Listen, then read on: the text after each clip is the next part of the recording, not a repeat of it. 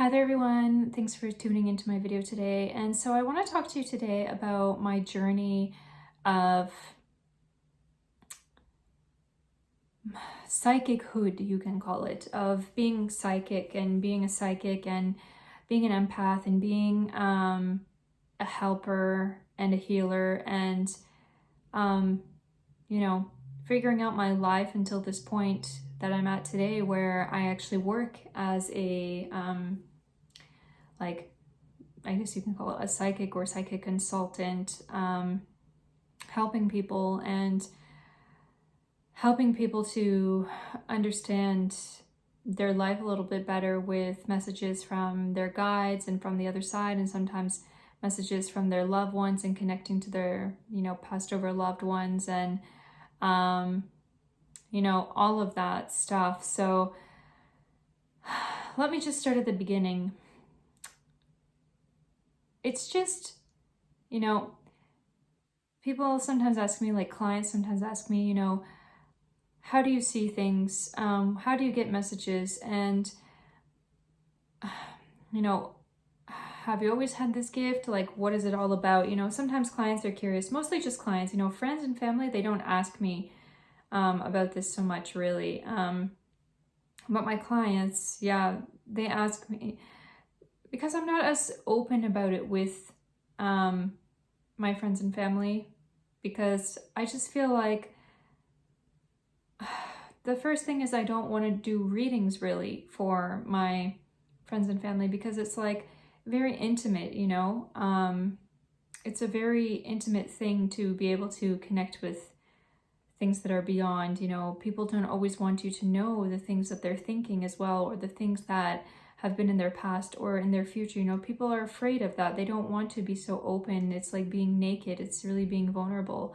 But what I think the world should know about people who have, I mean, at least I'm speaking for myself and probably a lot of other psychics, is that we don't have any malicious intent with this power, because with this power, you need to have a lot of love. This power only comes through love. And I believe that all people and animals also, all plants as well, all living beings on this earth, we're all interconnected, and we all are souls, and we all have this ability to connect with that which is beyond. If we open ourselves up enough to it, we will be able to do it. And animals are much more in tune than we are in certain senses, because they communicate with each other. Often they communicate with each other just through a kind of telepathy between them, and they have very like subtle cues, and they use pitches that we can't hear. And many animals, they use their senses in a different ways. Bats communicate with sonar, dogs have super senses of smell and other things. Dogs can smell fear, and so many animals, they can smell fear, they can smell like different indicators that humans are less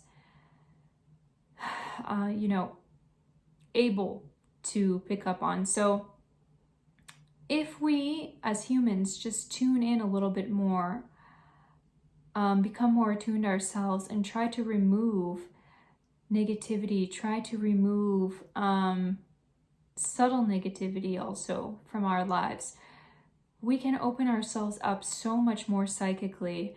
And we have to really listen to our hearts. We really have to listen to our bodies, and all these aspects, taking care of our health, especially in a natural way, in a holistic kind of way, living in pure, positive consciousness. All of these things help to open up psychic ability more and more.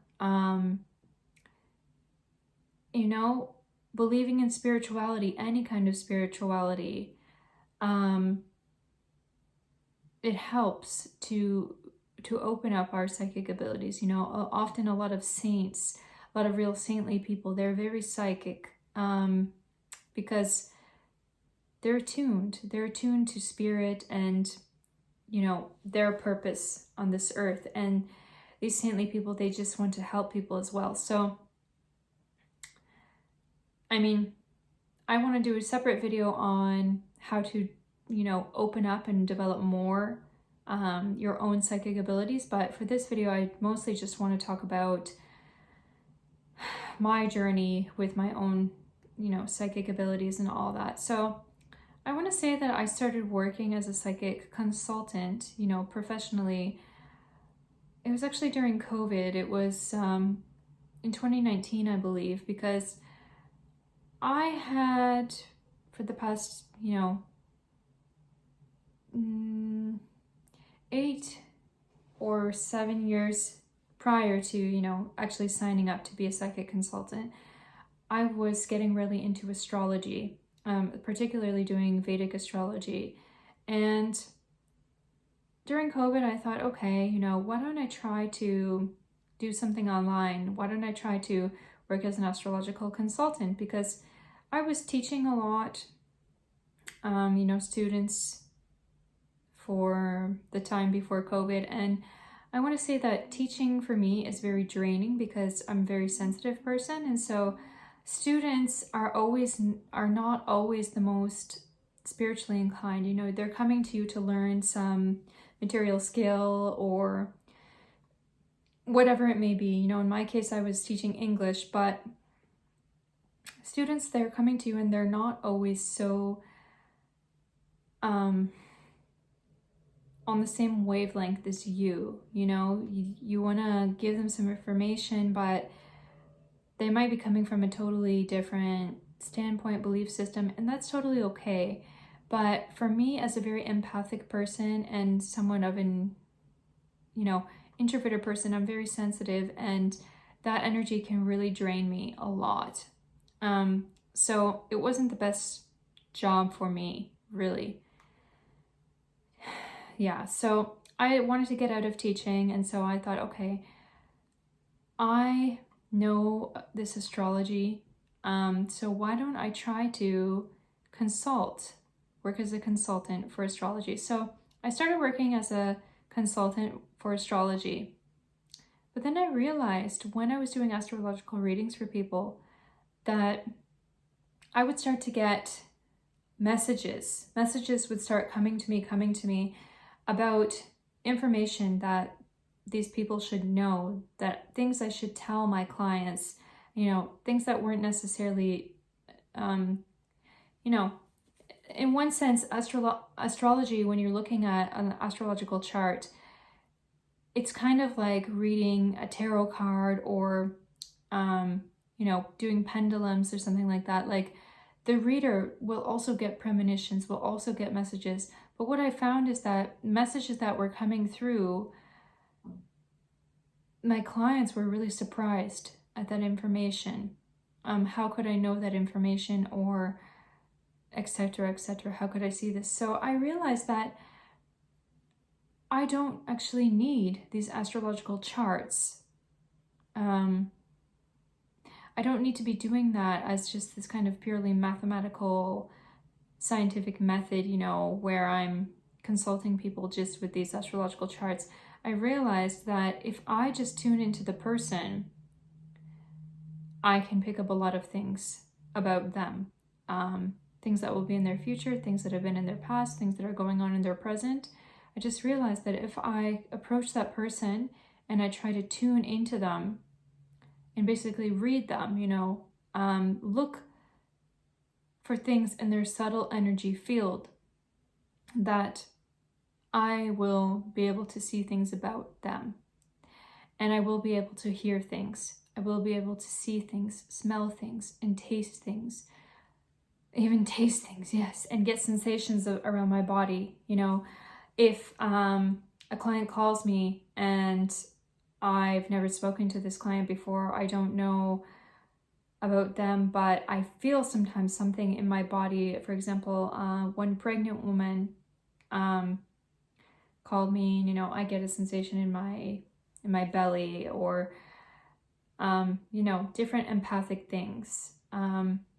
I do Reiki as well. And when I do Reiki, if I come to the person, I put my hands over them and I feel their energy field, I can get a sensation in another part of my body, which is calling me to heal that part of their body. For example, I might come to someone, they might have a headache, but I don't know it. And then I start to get a sensation in my head that I should go there, put my hands there and remove that, pain or unblock that energy for them. So I am empathic in that way.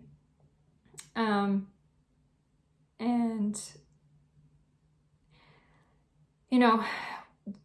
back to my story, when I was doing astrological readings, I realized I don't need it anymore.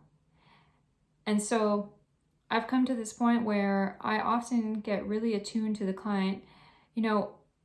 Every person will be different. Every person will, our energy will mesh in a different way. But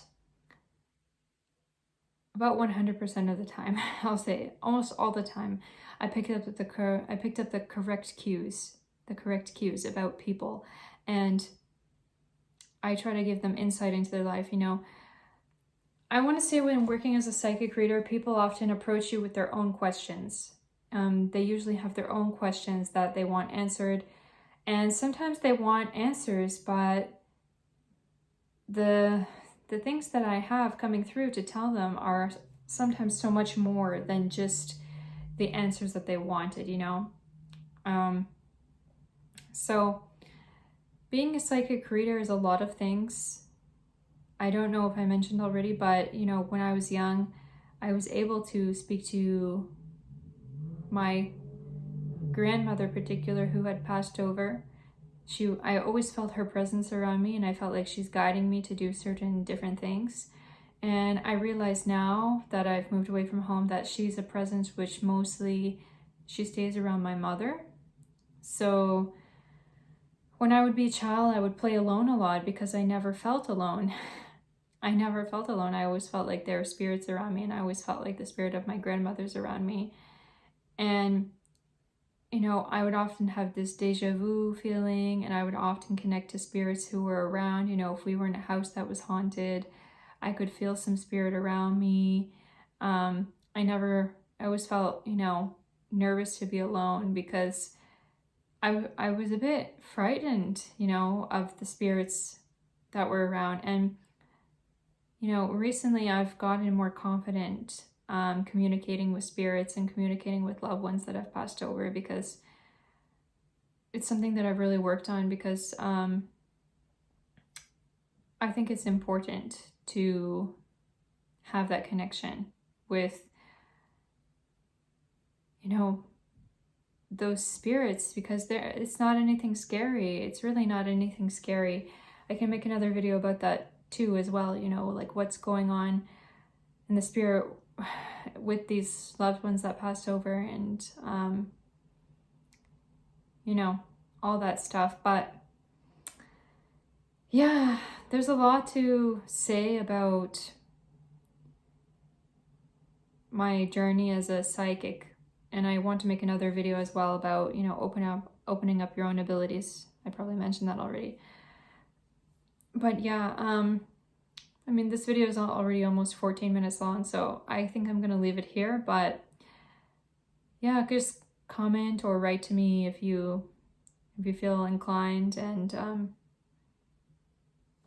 thanks for watching. Hope to hear from you. Bye.